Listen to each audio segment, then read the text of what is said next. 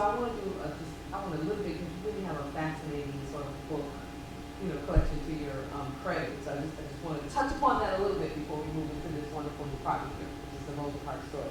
So I was really fascinated with the historical sort of studies that you've done, and they're very diverse. Very diverse. We have, Football Nation, 400 years of America's game, something my son will really respect you for, because we both, really sports fanatics at the house, and he's something of a historian himself. So there's that, and then you have the Amelia Earhart book, and Gardens and Landscapes of the National Trust for Historic Preservation, and co-author of Baseball Americana. So I just have to say, as a true sports fanatic, historian, amateur, sports historian, I'm really impressed by the. That's one of the things working at the library will do. Right. So can you just talk a little bit about, this is a very separate topic, so how did you come to doing sort of this, you kind of have a sports That's part of center here. And a couple of war books too, Civil War and World War II. But no, I was a history major in school, and have a master's in library science and cultural heritage management. But coming to the Library of Congress as a writer editor, which is what I do, all of our projects are based on the library's collections.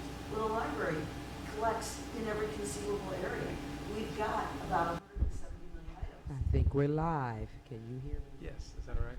Just so I think we're good. I think we're Yes, good. Thank you. Can anybody hear? Are we good? Hello? It's on. Hello?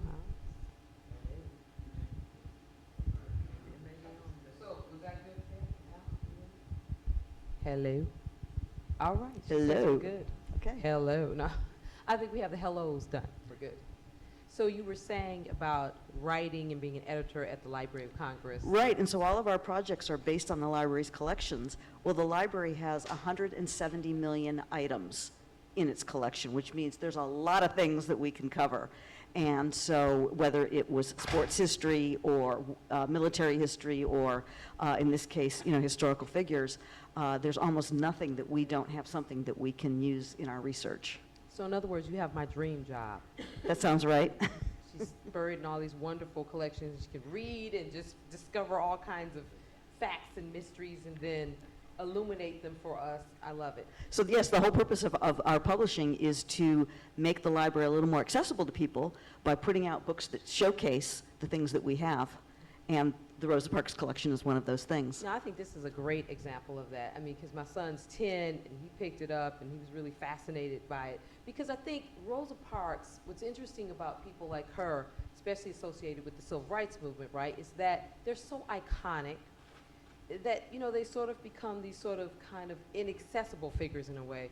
They're so accessible in terms of a certain image, and, and they become defined by a couple of things out of really rich careers that they do. And so books like these, to me, really help to make sort of an intervention. That's an interesting way of putting it. And one of the things we really wanted to do with both this book and the exhibition that is running at the Library of Congress on Rosa Parks is show a side of her that people have not seen. That because we have her private writings in our collection, and some of her drafts for her autobiography, and just things that she wrote as she was going through the stress of the boycott, there are things in there that people have not seen until now. And that's one of the things that pushed us in doing both the exhibition and the book, was that there is a Rosa Parks out there that you don't know, and we're happy to share her with you. Wow, can you just, before we get knee-deep into this book, and just a couple of the pearls in there, if we may, can you take us through the process of how the Library of Congress came to have her material, and you came to be able to use things that had never been basically seen before? Okay, the library has a fantastic collection of African American materials. In fact, we just received a photography collection of 100,000 images from Harlem in the 50s and 60s. That was just announced last week. The other thing is that we've got the records of the NAACP from its founding, I think up through 2005. We've got Frederick Douglass's papers. So we were very interested in the Rosa Parks collection. Well, after she died, there was some litigation that went on for years about where her belongings would go. And once that was resolved, the items then went up for auction. And Howard G. Buffett, son of Warren, purchased the Rosa Parks collection for $4.5 million. And he gave it to the library on a temporary loan in 2014. And we began to organize it. And then he decided, for the same reason why he probably bought it, was that this is what his mother wanted him to do, was to buy this collection and make sure it went somewhere where it would be in the public eye. So after 2 years, he gave it to us permanently. So since 2016, the library has been digitizing the collection and has cataloged it, and now part of it is most of it is online. You can take a look at it if you Google Library of Congress, Rosa Parks. It contains about 10,000 items, 2,500 images, and everything from books that were in her collection to private correspondence, to her private musings, to awards, her Presidential Medal of Freedom, her Congressional Gold Medal. That all came to the library. Wow. I think one of the gifts of the mid to late 20th century was that there was a lot more focus in particular on African American women and recovering them, if you will. So we had Alice Walker with Zora Neale Hurston, and we just had a lot more scholarship that was trying to focus on the interior lives of people like Ida B. Wells and so forth and so on. So with Rosa Parks, with so much information focused on really the pivotal moment of the Montgomery Bus Boycott and her not giving up this seat, we sort of, as I said, a little while ago, have this iconic figure sort of set in a particular moment of history, such that her rich history of civil rights work before that point, right, the work she did even with women in the South in the rape case, which we know more about now thanks to the documentary. Some of those things, are just now really coming to sort of public knowledge. You know what I'm saying? So Absolutely. This book, I'm really interested in, though, while we want to know more, we want to have a further intimacy, we want to know what their inner thoughts were to a certain extent. We want to know what it's like to have been women, to have been black women in very difficult, challenging, right, historically pivotal periods. But at the same time, isn't it like eavesdropping in someone's journal? It's voyeuristic, all right. So can you talk about that a little bit for you as a researcher? I think I read something where you sort of allude to this about there's privacy and then you're embarking upon sort of the interior life of someone that wasn't necessarily meant to be public wholly. Right, and what's interesting in her papers is that she knows she has them. She knows that she's been keeping all of this material. She doesn't destroy it. She doesn't get rid of it. So I'm thinking that part of the thing is that she expected that someday this would come out. And one of the things that we open with in the book is where she says, what would people think if they learned about the intimacies of the past life? Are they even interested in it? Would it be a good idea or a bad idea? She's giving this some thought. But the fact that she keeps all of this material, I think shows that she hoped that someday it would become public and that people would have a chance to see this other side of her. I think she was very much open to that. Yeah, I've reread the passage a lot. Is it worthwhile to reveal the intimacies of the past life? Would the people be sympathetic or disillusioned when the facts of my life are told? Would they be interested or indifferent? Would the results be harmful or good? So she's given this some thought. And so one of the things, among the things that we have are drafts for an early autobiography that she never does, and then the drafts of things that eventually turn up in her autobiography from 1992, My Story.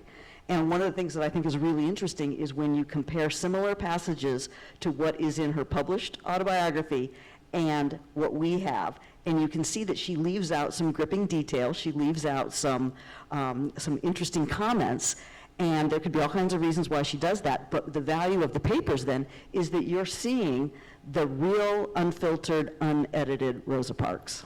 Wow. So tell me what was surprising for you. Can you give us, probably a lot, can you give us a couple of examples of things that you yourself discovered, in the course of doing this research and putting this together that were, to you kind of quite a marvel. You had mentioned, that she had this life before the arrest of activism and of working in civil rights, which most people aren't aware of, and she's often cast as an NAACP secretary.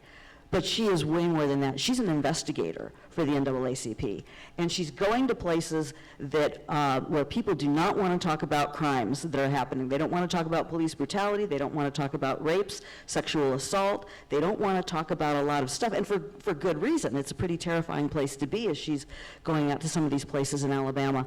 But she's someone that the NAACP realizes people will talk to her. They won't talk to others, but they will talk to her. And so she's able to take down testimony, and whether anything comes of it or not, it's at least being recorded, someone knows about it, and women begin to trust her and will come to her with their stories. And we have some of her notebooks. Unfortunately, a lot of them apparently were lost in a move during the 1950s and 60s at the NAACP. But we have some of her notebooks where she is going out and talking to white landowners about why they won't let their employees, their black employees, register to vote. And she's going to talk to white superintendents about why won't you bus in the black kids the way you do the white kids. And this is roughly what years? So this is and in going what on places? in the 40s, long before she's arrested, this is going on. And so to me, I had no idea that she was basically an investigator, that she was doing that kind of work. And I think that was one of the things that's so interesting is she doesn't come across as someone who's, covert and undercover and doing this kind of work. But she's also establishing committees for some of these rape victims and other victims. She doesn't tell you that in her autobiography. What she tells you is that some people formed a committee as if it just sort of happened, someone else was doing it. She's the one who was forming these committees. So her involvement in civil rights is far greater, I think, and much deeper than a lot of people realize before the bus. See, I love that because I think, too, that there's a way in which the intellectual life of a lot of the intellectual, political, social life of African-American women in that movement, Angela Davis as well, sometimes that gets lost in the narrative, and there are sort of the physical acts of the work, right? She didn't give up her seat from from the bus. Angela Davis, she was a famous basically fugitive, right? But there's the intellectual, political, right? The skill, the political, The ability to organize, maneuvering, yes. All of that, I think, sometimes is something that is not privileged, and that is something that there's a gender implication there, because it's almost as if the orchestration, right, some of the strategies was the male vanguard. But we know that there's so many of the women involved in the intellectual work of planning and strategizing and carrying out plans and so forth. Absolutely. The boycott in Montgomery, the bus boycott, is planned by Joanne Robinson.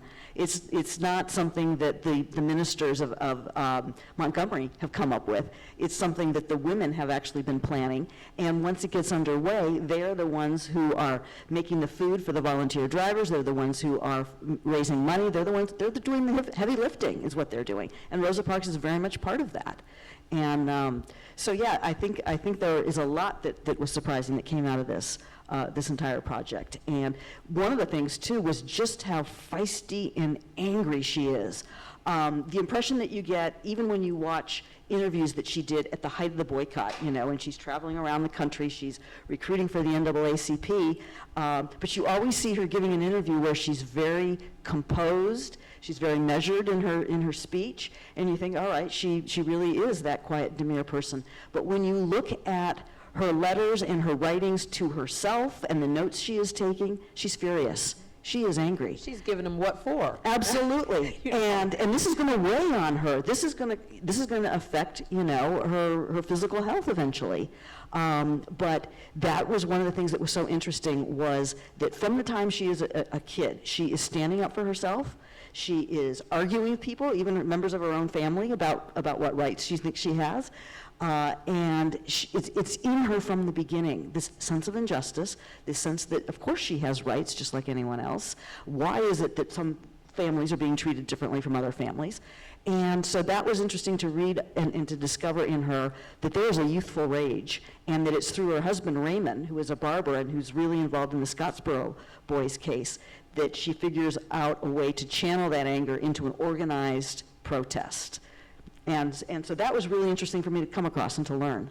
Yeah, so that brings me to two things that you've mentioned that I want to dig into a little bit more. One is the family, because I think that's the other thing that's a little bit lost. I don't think that many of us who grow up knowing Rosa Parks' name know much about her family life, the roots, and even that relationship with her husband.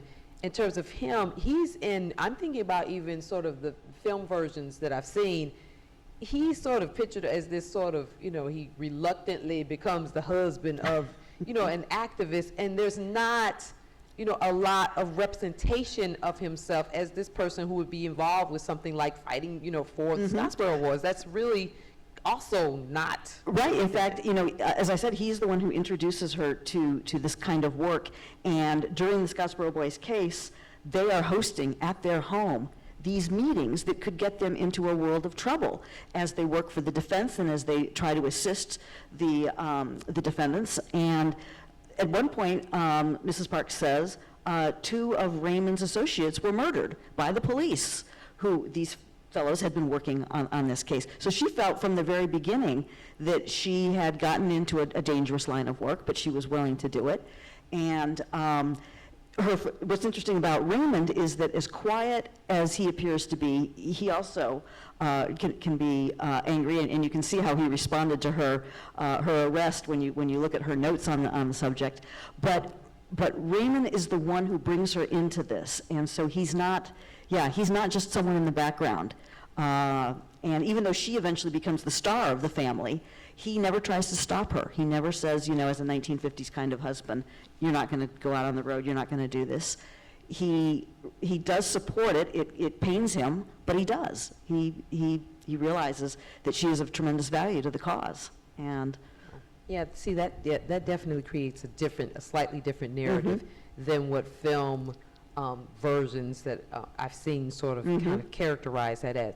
What about her family? Now, would you say some of the roots of her activism, as she grew up, and is that in the family? How's that represented in the book? There's some beautiful photographs here of the family. I'm sort of I guess you would say a closet sort of collector of old photographs of people. I love the old black and white photographs, particularly of African Americans, prior to really the contemporary era. I love looking at them and thinking about why they're posed certain ways and so forth. So what about her family roots that are represented in this book that tell us something about the nature of that activism being born in the family, roots? You cannot get more American than Rosa Parks. She is someone she's got Native American heritage. She has European heritage. She has African American heritage. It's all there. Her great-grandfather was a white man, and but her grandfather, who is a very light-skinned man, is furious with the whites and is very angry with the whites, and so she sees in her own family the fact that one of her grandmothers was born a slave, was I think 3 years old or something when emancipation came along. So she has heard the stories of injustice and seen in her family the effect of this. Her mother is a school teacher in rural school districts. She's often gone because she has to travel some distance. And there's Mom. But at the same time, she's also having to do a lot of farm work, and she has a couple of children. And so she sees just how things are stacked against her family, and she knows from a very young age that there's a great inequality there with her own family. And one of the things that I talk about in the book that is that when she's 6 years old, she's staying up with her grandfather to protect the house as the KKK is rampaging through the countryside. And it's 1919, and you have these black servicemen who have come back from service in the Great War in Europe. They're expecting their rights. They obviously deserve their rights. And as they start to ask for it, the KKK responds with destroying neighborhoods and terrorizing people. Well, what happens in her own family is that her younger brother, Sylvester, after World War II, he has served overseas also in the U.S. Army. He comes back expecting the same thing after this Second World War.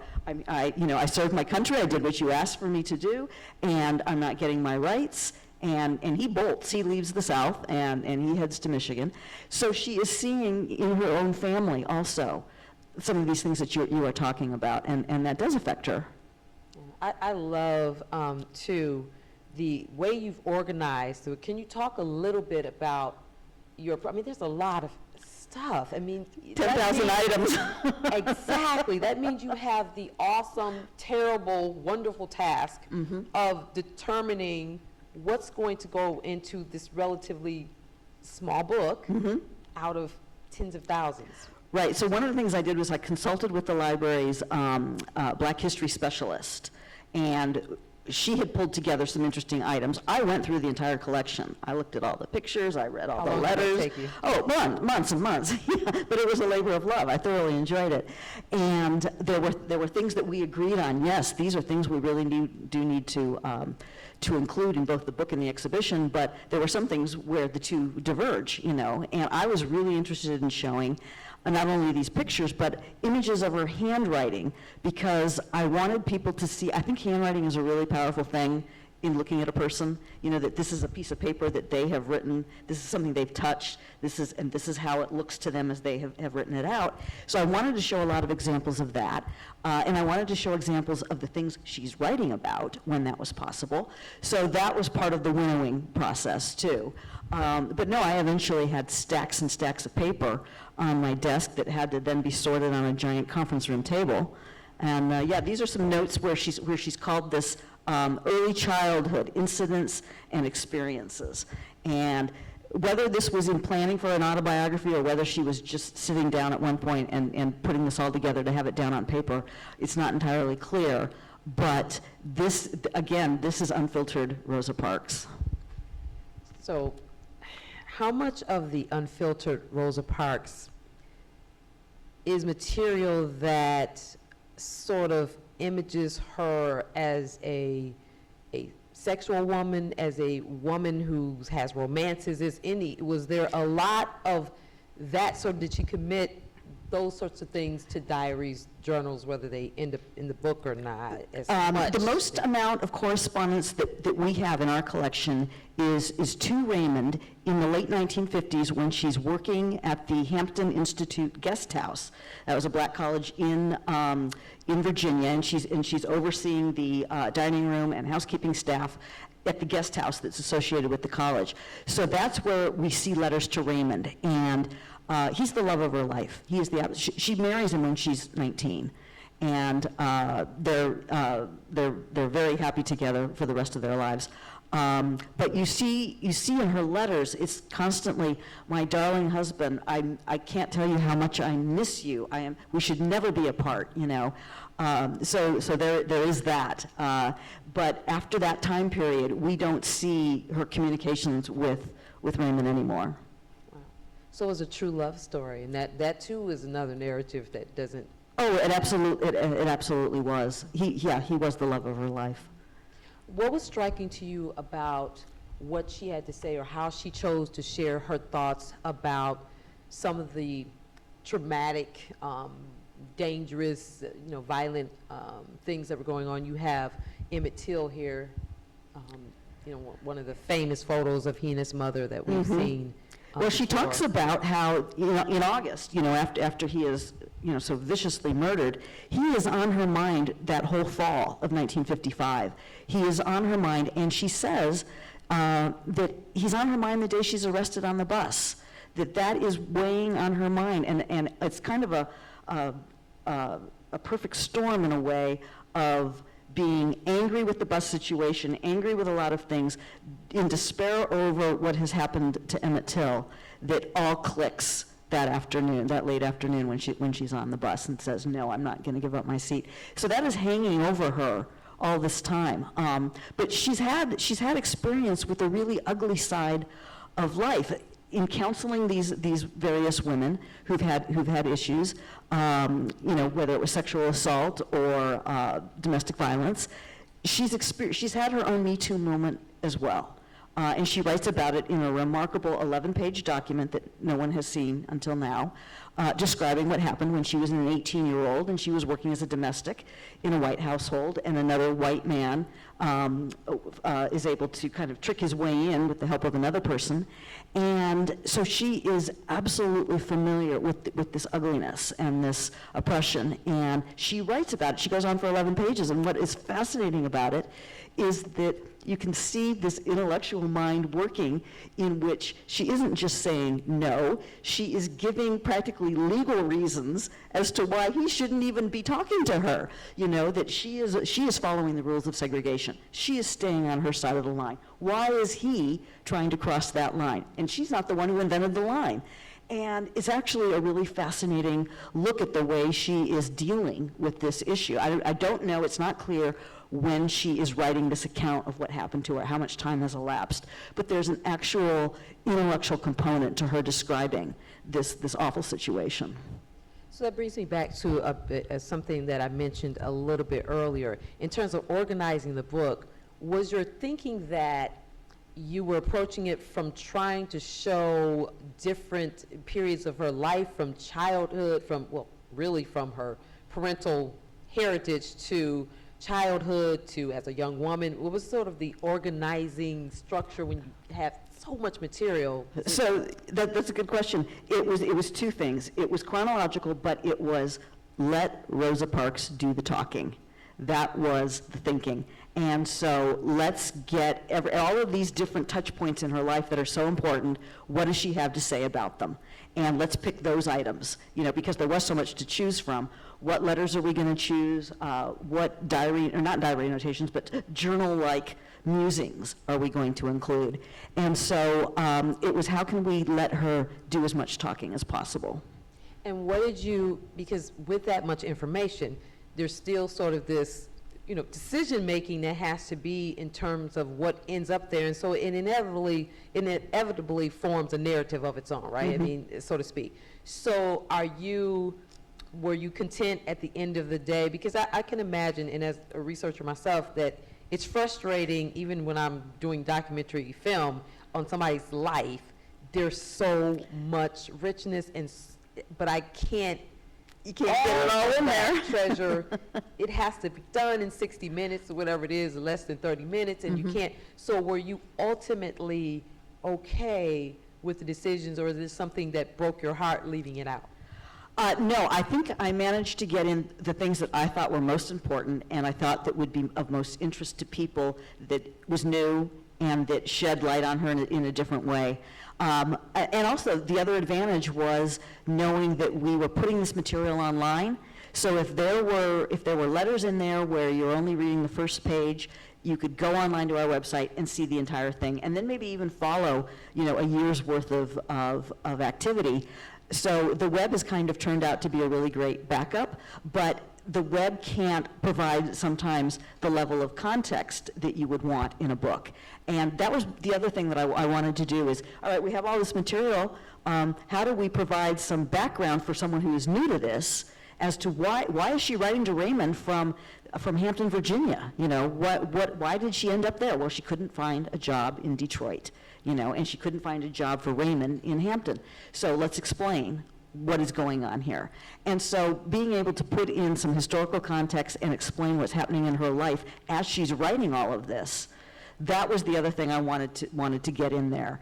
And I think if you've already read other things on Mrs. Parks and you already have a good sense of her life, you'll find new things in here. You'll find a lot of new things. And if you haven't come across her before, you'll get a really good overview, I think, about her.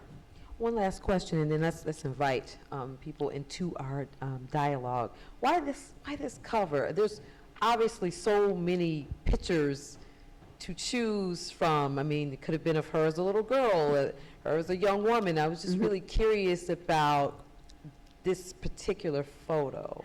That's interesting. We were afraid that if she was too young, people might not recognize her. That was a concern. But we liked the idea that it was very reflective, that this is someone who's looking a little contemplative after a very long life. She lives to be 92. And that because we're going to cover her throughout all of these stages in life, and let's show something of a life, a long life lived. And we did. We had a number of discussions about it. And this image, in fact, is the motif for the exhibition as well, because everybody just really felt that looked like a wise woman who is very thoughtful, and that was what we wanted to show. So was there a photo that was in the running of her much younger that is also in the book, though? Is it? No, once people started seeing this picture, everybody gravitated to it. Yeah, this was really the choice. And it was one also that we don't think most people are familiar with either. And so that was another all the more reason to go with something like that. Sure. Wow. We could talk about this so much more, because I was up late. This kept me up late a couple nights. I finished, and then I kept going back, rereading some things and going, oh, I didn't know that. So that was interesting. But I want to invite our fellow readers and lovers of Rosa Parks and this work to join in with any questions or comments. And there's my son, the timekeeper. Thank you, son. About this, I mean, I'd love to know does everyone have the book? Has everyone have a chance to kind of browse through the book? I know you will after this if you have not, right? But I wanted to find out for you, what kind of questions have you had about Rosa Parks? I mean, I think that often iconic people, there's this way in which it's supposedly we know their story, right? But then we really don't. So I'm wondering if what you know of her, you feel like you've had, this actual, knowledge of Rosa Parks that's really strong, or is it really limited to the particular narrative about, not giving up her seat? And so there are things that you've wondered about that you've never even known. Not all at once. Yeah, and I can't be the only one, because I didn't know some of this. Some of the, I knew more than I think a lot of people do, because I had already known about her as an investigator, which I think is, for me, that's the chapter that is the most fascinating to me about Rosa Parks, is that work that she's doing, seeking justice for women who have been preyed upon by Southern white men. And she's, in the trenches doing that work then. Yes. That to me is amazing work, right? But I want to find out from anyone who's here how much you knew, or how much you still kind of wonder about her. Everybody's looking like, wait, should I go first? One thing I will say that was really interesting to come across in this book, in going through thousands of photographs, was a passenger on the bus who was an eyewitness to the entire thing. And all I had ever seen before were comments from Rosa Parks herself and the bus driver, James Blake. But in going through the photos, it turned out that there was a white woman who had been on the bus and who had offered her seat to Rosa Parks, and was told to sit down by another white passenger. And they did not reunite for another 37 years. And when they did, it was here in Atlanta. And that woman, Jane Gunter, actually happens to be sitting right here. And she has an amazing story, and I've been telling it to everyone that I know. And so she and Rosa Parks were reunited. They both had these similar recollections of the day of what happened on the bus. And Rosa Parks confirmed that, yes, she was in fact there. And it was an amazing, and what was amazing about this was, as I'm looking through all of these pictures online that the library has cataloged, only on one of them did it identify her as being on the bus. And I thought, and it was Rosa Parks' people who had written that information on the back of this photo. And so they went on to become friends, Mrs. Parks and Jane Gunter. And Jane Gunter has become very good friends with friends of Rosa Parks over the years, and began, sharing her story of what segregation, the segregation that she saw in Montgomery back then. And she speaks to school children and things like that. That was a stunning find. Another interesting find was a colleague of mine who I did not know was friendly with Mrs. Parks, showed up in one of these pictures, and she was identified as unidentified woman. And I looked at that and I said, that's Linda Barrett Osborne. And I find out later from Linda, oh yes, she did know her, and that Mrs. Parks had written a foreword for one of Linda's books. And how come you never told me that you knew Rosa Parks, you know? So there are things that you come across in these collections that are just amazing. And it was very fun also to see how Rosa Parks did her writing, that she would write on the backs of envelopes, meeting agendas, church bulletins, paper bags. Her pancake recipe is on the back of a manila envelope. Whatever was at hand, if a thought struck, she was going to write it down. So you would characterize her as a writer, too? Which Yeah, I would. something also that we tend to. I would. I actually would. And she's also, and you also had alluded to this with, her intellectual thinking about the movement. She is working out her thoughts about the civil rights movement in writing. That's how she's doing it. And it probably was also a very cathartic thing for her. But yes, she is a writer. She is not simply writing, notes to self, milk, eggs, bread, or, things like that. She's giving thought to what she's writing. Yes. Well, that brings up something interesting, though. Were there a lot of notes or material that were household or domestic, sorts of things that kind of reveal the interior of just pattern Well, of... actually, while she's away at Hampton, one of the things that you find in going through these letters, she's still doing the family sewing. She's still putting in zippers in people's pants and fixing people's coats. They're mailing their clothes back and forth. She is still in touch with her mother about, has the telephone bill been paid? And here are the dates that I'm going to be back, and I will check on this. She's running a household also from 700 miles away. And during the boycott, when she's traveling around the country, she's also trying to run a household from whatever city she happens to be in. So, and that shows up in her letters to her mother. Wow. And Mrs. Gunter is here right with us. here. Oh my goodness, it's so wonderful to have you here.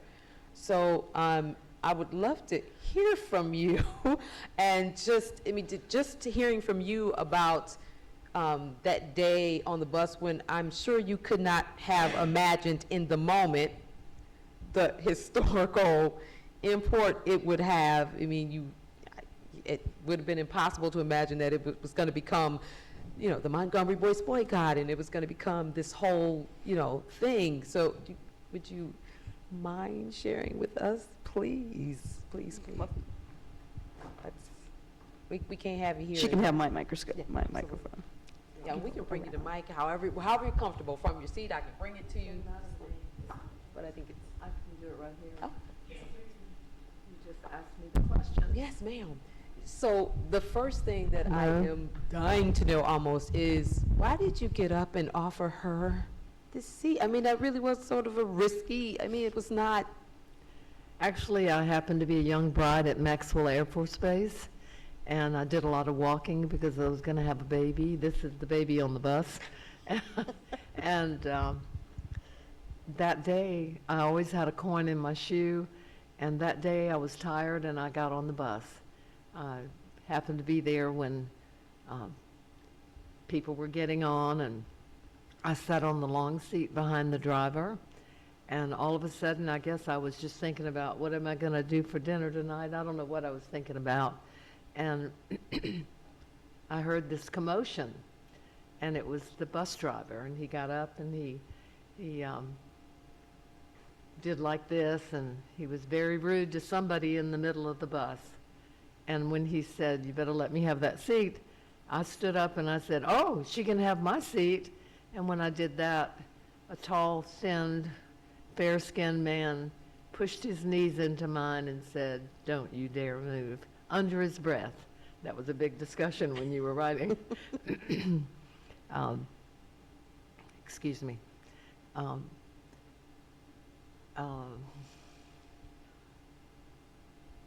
He was rude to her, and I had never heard a man be that way to an older woman. I guess that just shocked me, and that's why I offered my seat. But then the bus driver got off the bus to go call the police, And when I speak in schools, the kids say, well, why did he have to go call the police at the corner drugstore? Why didn't he use his cell phone? But we didn't have cell phones back then.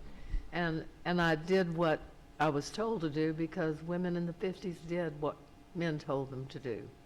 There was just no discussion. Anybody? Yes.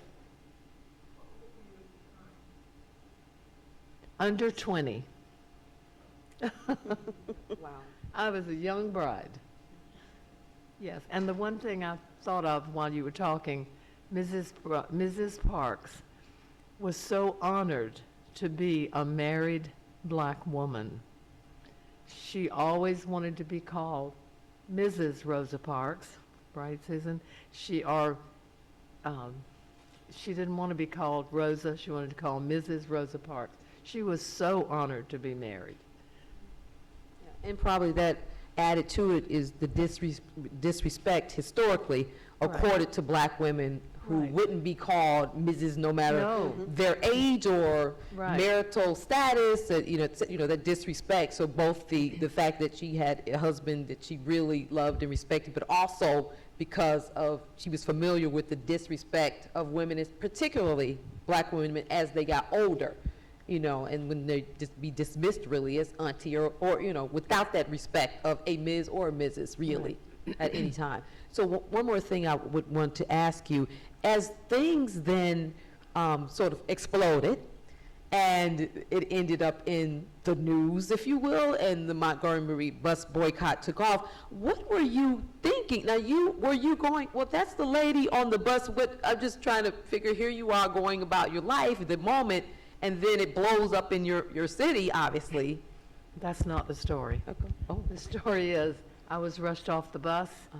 I don't know how I got back to the base, but once we did, I never knew there was a young preacher in town called Martin Luther King. I never knew that there was a bus boycott and that people needed to ride. Once I went back to the base, I didn't know that we were all not allowed to go back into the city because of what was going on. They knew, we didn't know.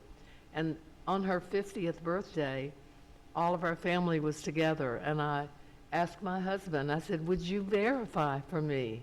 Was I really on that bus? And he said, well, that's a silly question. And I said, no, you've got to verify my memories and my thoughts. He said, yes, you were. I said, why didn't I ever know about what was going on in the city? Had we had a car, I would have been busing them myself. And why did I not know? And he said, we never let you go back to the city. And Mrs. Parks and I, when we met at the Regency Hyatt House, where Susan is staying, Mrs. Parks verified, because she was a seamstress at the base, and she verified that we were not allowed to leave the base. And that was for the protection of the families on the base. Was she aware, just one more thing, was she aware in the moment, I mean, a lot, that this bus driver was, looming over her, threatening her, was she aware of your, sort of, she could have my seat? I would say not, because when we did meet in 1992, that was a long time, 30 years, 38 years. All of a sudden, one afternoon after church, we were all sitting around the living room reading magazines, and one of my sons opened a Life magazine and saw a bus and said, Mom, this is the funniest looking bus. And I said, oh, son, I was on that bus. And so we all decided to call her up and see. Oh, my goodness. This is Brenda Davenport, and Brenda Davenport was the little 18-year-old SCLC volunteer that interviewed me with Mrs. Parks. Thank you, Brenda, and I know you're not feeling well. Whoa, this is wonderful. Thank you so much, Mrs. But Gunn. one of the things that I thought was so interesting in listening to the tape of their meeting, because It's a transcript. she brought a tape recorder to that event, was that Mrs. Parks had thought that you were offering your seat to the white fellow, to the tall guy, and she said, no, I was offering it to you. Wow. So That is, So you can hear that on the recording. that is funny. Is that also in the Library of Congress now? This No, it's recording? not. Okay, oh, you're like, and you said they're like, but we've got to get it there. Okay. That's right. Okay. Thank you so much, Mrs. Gunther. You can have a seat, but please, if you I'm have. sorry, I'm not hearing her. Okay.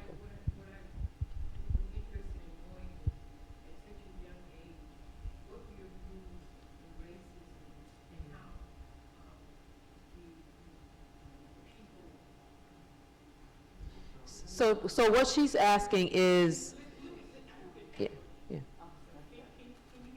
I can Yeah, now, I just turned my phone up. My question is, as a young lady, under 20 years old, and knowing the climate in this country, what were your views, and possibly your husband's views, on the racism that was going on in the country, and the treatment that would happen to the children of slaves, the ex-slaves? Most of what you just said, I had no knowledge of. I didn't see any violence. I didn't see anything going on. Knowing it was going on later when I heard, I didn't see any of that. The only thing I saw negative was what happened on the bus. So it is, just my curiosity, in your life in Alabama, you did not hear or see the behavior that your people were doing to our people? You didn't feel or see any of that? I grew up in inner city Atlanta, and my parents were very gentle people. I lived in a Jewish black-white neighborhood, and we all played together. I didn't see any negativity till I went to Montgomery, and I experienced what I experienced there. But because of what went on there, today what I do is when my friends come from Detroit and all around, I take them where they want to go, Selma, Montgomery, whatever. Jan has gone with me to do that. That's the part I can play today. And what matters is what can we do today about what went on. It's try to do something to help somebody. I hear that, but I would just want to know the backstory of you. And if, as a child, and I understand exactly what that was on, and I didn't see anything other than what was on TV. We didn't have a TV, so, Right. and we didn't have a radio, and we didn't have the paper. Right. But to just understand you, I was wondering, were you privy to what was going on in your environment, or did your parents shield you from the negativity that was going on in the system? My mother never showed a difference in anybody, period. There was never any, my very best lifelong friend was Sally. Sally was a black girl that had a baby while my mother was having a baby at Gray. And that we became friends. And she was at my house when she died. And today I still miss her. So that's the kind of relationship. I didn't see color. I guess I'm missing a little snack here. How did you get to Alabama? My father-in-law took me to my house in Alabama because I was a new bride. I went there as a bride. I got you. Now I can understand better. My I'm bad. sorry. Yeah, no, I see. Just, and let me insert really, I see you, ma'am, insert really quickly too. But were you, Mrs. Gunther, because you rode the bus a little bit, or at least that day, maybe not often. I rode the bus every day. So were you No, aware? I walked every day. Right, And gotcha. I rode the bus that day. Right, so was that the first time riding it, or Actu- you had? I rode buses in Atlanta when I was growing up. Okay. And were those segregated at the time? So were you, aware of that? Okay, so I black was not folks. aware of anything. Gotcha, okay. I was not aware of it at all because I never saw any confusion. I know it was going on because I hear that today, but I never experienced it. Gotcha, thank you. Yeah. Yes, ma'am. Mhm. Good evening. She's I like so just much wanted fun. to add to that point. Thank When you. I first met Ms. Gunter with Mrs. Parks, wasn't quite 18, but I wasn't quite 18, but close enough to it, because I work with the Rosa Parks Institute here in Atlanta. And my question to Ms. Gunter was quite frank, and with the neck roll and everything. What do you mean how come you did, and why were you? So I understand that question, because I was confused too, and being much younger, I'm going, well, why didn't you do more, and why are you sitting on the bus, and why are you letting that happen? And so, in a way, I was even more confused to you, because I didn't understand. I had even less understanding of the time and the era and where women, quote, fit at that time, and what women could and could not do. Now, what I was still a little confused, and it's just because generation, there was no TV and there was no radio and there was nothing to help you understand the atmosphere of the community. Now, that I didn't. That took a long time to understand. But I think my biggest question, until Mrs. Parks said, Brenda, calm down, she's okay, was Ms. Parks, she was sitting there and she didn't help you, she didn't do anything, and I said, and we supposed to like her? I mean, it is 30 years later, but I'm going, but she was there and did nothing. If I was there, we would, So I hear what you're saying, because I could not get it. And clearly, as you get to know her and as you kind of study your story and the history, you say, oh, it was a time women didn't do this, and white women certainly didn't do this. And and then I guess my only real answer was when Mrs. Parks said, Brenda, calm down, because of one of the things she said, and she said she was there. And that kind of comforted me in terms of the legitimacy of Mrs. Gunter, but I still was wondering how you be a part of that movement and not be a part of that movement, or at least be aware of that movement. And yet, at the same time, I would also say that I think sometimes you said something really important, that we have to, I think, really interrogate our ideal about what do something means. So in the context of that moment in her place, her standing to say, oh, she could have my seat, is not, it is something. Right. In the moment that she actually was like, for the first time, I'm being confronted with it in a way that it is really visible to me. And I'm like, what, her saying, she can have my seat, have my seat, is something, as much as Rosa Parks going, I'm not giving up my seat. Exactly. Now, the way that violence and patriarchy and, the control of the bus went with me, I mean, she could have been violently hurt, or I guess because that was sort of a threat when someone said, you better sit down, don't you dare, right. sort of thing, right, but I'm just saying we want to also interrogate what we mean, because women, black and white, who at all took any stands, it's something that looks different from, I think, the measure of what we think of as men in terms of physical, these, sort of like, there were all many kinds of ways, I'm saying, that stands were made in the context of a moment. And I also think when people grow up in certain environments where they are in a segregated environment, or in some cases there are rural areas where people lived in such a way that they mixed and they had a cultural, because there were people who were Native American and this was even the case with the Lovings, which is why then when they went to the state, because the actual community that they were raised in, people actually engaged rather in terms of the life and the work. Until they leave that community, they know. Right, exactly. So just wanted to insert that. Yes, ma'am.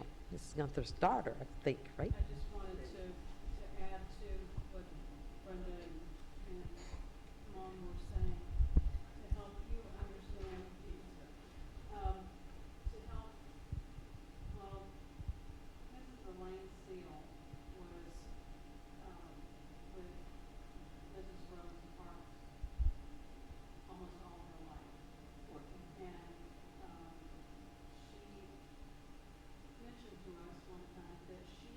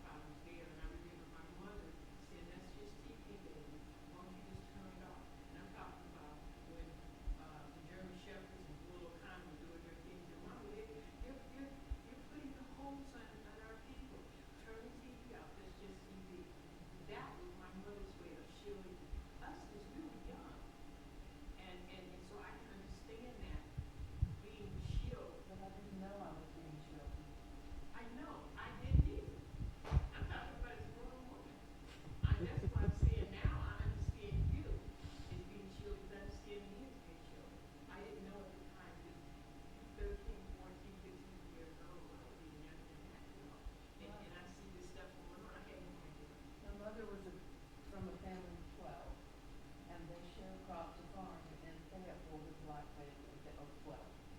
And that family are part of the ministry that I serve in today and been present for 50 years.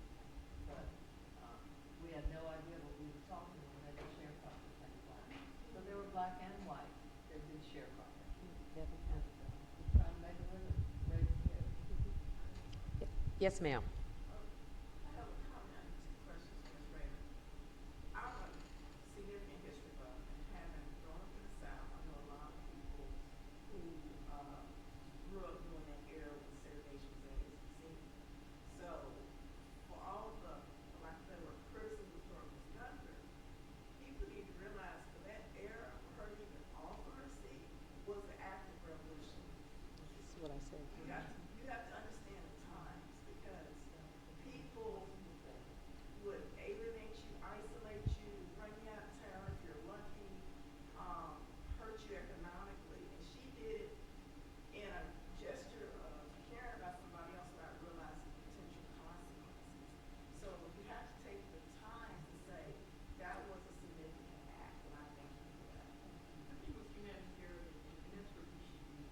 So I can imagine anyone criticizing you. If you're not a racist. Ms. Raymond, I have two questions. Yes. Follow up with the moderator. You have a significant collection that the Library of Congress has acquired. I've been there many times. Oh, good. It's one of my favorite places to visit. And I'm curious also, is this the only book you plan to put out? With all that 10,000s and that, trust me, that was what I was. No, one of the It's things that serious. we want to do by putting the collection online, having the exhibition in this book, is to let people know about this, because we figure there is yet to be the definitive book on Mrs. Parks, and that will come someday. And there are other books that have been written about her, and she also wrote an autobiography. But you're all the one who have her 8 books. Right, but they are accessible, yeah, they're accessible to everyone online. In fact, you could, yeah, if you Google Library of Congress Rosa Parks collection, you'll get the finding aid, and then if you Google Library of Congress Rosa Parks exhibition, you'll get everything that's going on right now. So yeah, I imagine that there are going to be other scholars who are going to dig very deep into that, along with the work that other scholars have already done, you know, looking at Danielle McGuire and Jean Theo Harris, and continue to build on that, absolutely. Mm-hmm. She was the rape investigator. Right, The rebellious life of Mrs. Rosa Parks. right, both really good books. Excellent there. I like that. And then on page 32, there's a comment, and I bet you it ties into your earlier comment that you all just showed certain pages in this book. Right. Because of the volume of material. So I read the letter, and it says shortly after her active defiance, Parks described and speculated on the explosive reaction of her husband Raymond to her arrest. And the page in the book clearly is not speculation. She's recounting his Yes. reaction. So I'm thinking in the other pages regarding this part of her writings or diary, maybe she initially discussed how he reacted, and then she wrote about his reaction after it. Yeah, unfortunately, some things aren't dated, and so we're not entirely sure when she wrote that, but the curator of the exhibition, the Black History Specialist, Adrienne Cannon, and the woman who processed the collection were able to date within a few years where some of these things belonged, and they figured that was probably written shortly after her arrest, but we don't know exactly when that particular item. So But, there may be other pages to this. right, and one of the things I did not see. one of the things you can do in the back of the book, we give you the exact citation for going online, finding the exact page of the letter, and then you can flip through and read the entire letter online. And in some cases, we also picked out items that would fit, you know, one page, where she packs a lot of information. Like there's a letter to her brother where she's talking about a bombing at Martin Luther King's house, and she's talking about how busy she is with the boycott, and it's just in one page, and she crams in all of this information. And I was a little concerned about that. Well, you know, what if we have these cliffhangers, you know, where you're reading about this thing, well, what happens next? But you can go online and see the entire letter if you want. Mm-hmm. You are welcome. Thank you for asking. You know, I was struck too when I was reading it about, you find out so much, but I was still wanting in terms of knowing other things about her or understanding her. So with this one, because I know you probably are thinking there's more works to come. This is, you know, the first of, right? Was the focus then to really kind of privilege for this first collection of this sorts, the kinds of material that really kind of shed light on the civil rights activism, the struggle for freedom, and not necessarily on, I mean, I wanted to get more of her as a young woman, you know, in search of herself, you know, coming into her, I'm curious about those interiors of her life a lot. Right, and we don't have as much on her early life. In fact, we feature, you know, the early incidents and experiences page there. There's not as much as I would have liked, actually, about that, and so a lot of what dictated what went on here was what we had to work with. And so there were certain periods in her life where she seems to be really prolific, and others not as much. And we know, for example, in the 1970s, she's dealing with her mother, her brother, and her husband are all seriously ill, and they're all going to die within 2 years of each other. And at one point, they are all in a different hospital. So her day is spent going to 3 different hospitals. So we don't see much writing then at all. She's kind of removed herself from public life. She's focusing on her family, and there just isn't that much there. Sure. So lastly, I would, and then we'll, maybe last comment for the audience. I think we're about, are we at 8 o'clock, a little bit after? How are we doing with our time? 8, yeah. So I'm going to get my marching order soon. So what would you leave us with in terms of your hopes for Rosa Parks in her own words? What do you hope that this book inspires, so to speak? I hope people see her as a much more well-rounded person than perhaps she gets, that she's got a full life, you know, of other things than the civil rights movement, you know, that she's a quilt maker and that she starts her own foundation to teach kids about American history, but also that she was a very thoughtful writer and was able to put this down in words, and that you'll see a side of her that you didn't know before. Thank you, Susan Reyburn. Well, thank you, Stephanie. Thank you, Mrs. Gunter. We're so honored that you were here as well. Thank you all. Of course, I encourage you to share the book and let people know, and especially even with children, because, you know, my 10-year-old he was reading it before I got to it. I brought it home, and I was like, where's the Rosa Parks book? But I think it's also accessible enough to introduce, you know, also younger readers, you know, depending on, because I think it gives them more on Rosa Parks instead of just kind of the party line, if you will, that they get in school. I mean, literally the single line on my son's last week's civil rights, you know, thing, there's always a Rosa Parks question, but it's very pat, you know, it's what year was, you know, did she give up her seat, you know, what did she refuse to give up her seat, or what year was the Montgomery Bus Boycott, that's it. And that's the Rosa Parks history. So this is really this is helping in other things a lot, I think. Yes, we'll let you have. Next.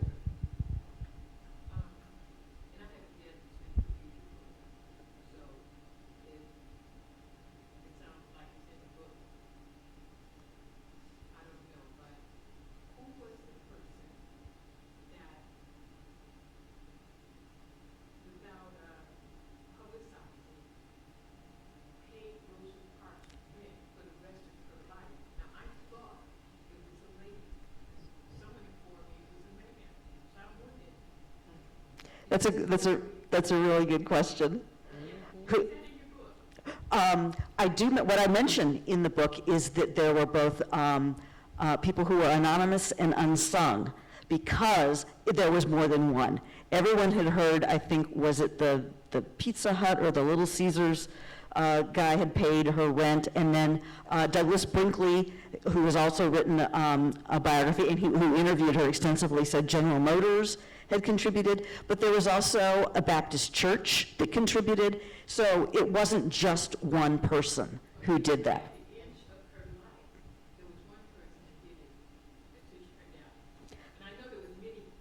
Well, no, the period I'm talking about is at the end of her life, when she's in a high-rise in Detroit, a really nice high-rise, after she's had that encounter with someone who robbed and broke into her house. There are a number of people who are contributing to her rent and to making sure that she's covered. It wasn't just one person, yeah.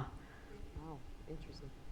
Did you mention any of the names in the book? Of everyone who, Not everyone, of any name of any person in the book that, and I know back during the day, everything had to be, under guise. You don't want to feel like some of the contributions that we sent to, AU campus was under guise, put it like we do Morehouse, Mhm. and all that's come out now.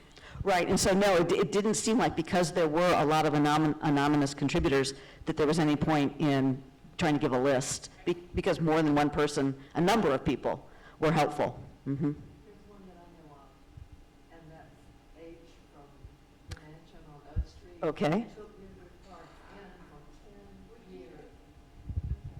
The O Mansion in Washington, the owner is named H, and she took River Park in for 10 years.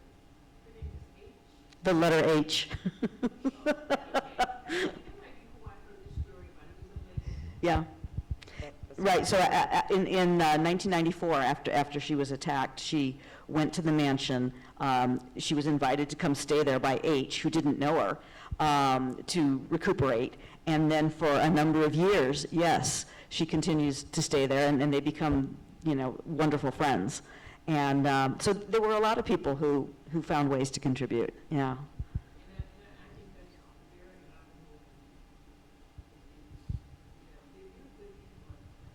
Mm-hmm.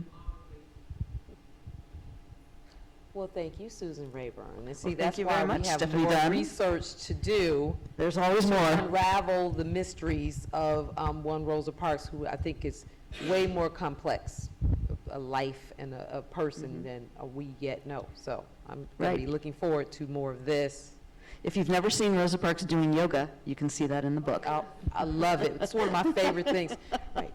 And as a yoga woman myself, I loved it so much. It was one of my favorites in the book. But thank you so much. Oh, this is a pleasure to be here. Thank all you. very much. The book is out there, so please, it's right out there on